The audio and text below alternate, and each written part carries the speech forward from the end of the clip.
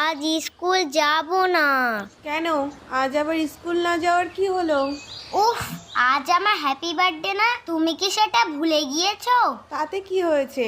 আজ স্কুল যেতে হবে, সামনে পরীক্ষা না? ঠিক আছে, আজ স্কুল যাব, তবে নতুন জামা পরে যাব কিন্তু।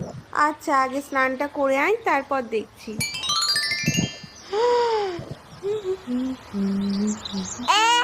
নতুন জামা পরে ঢং করছে। তোর কি তাতে? তুই এখান থেকে যা। না, যাব না। তুই যা বলবি তাই করতে হবে নাকি?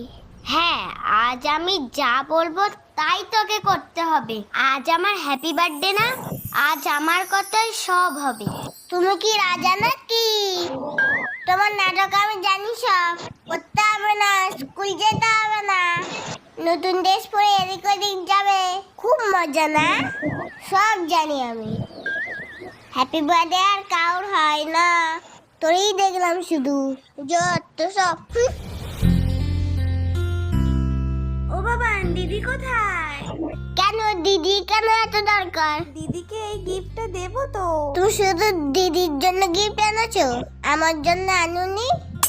আমি ছোট মানুষ না, এই রে, যা খুশি তাই না? তাই তো। ঠিক আছে, তোমার জন্মদিন আসুক, তখন তোমাকে গিফট দেবো, কেমন? মনে থাকে যেন, আবার ভুলে যেও না।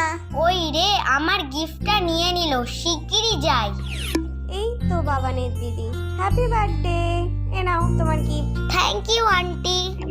শোন, সব গিফট কিন্তু তুই নিবি না, ওর মধ্যে বলে আমারও ভাগ আছে, আর ওর বড় ক্যাডবেরিটাও আমার।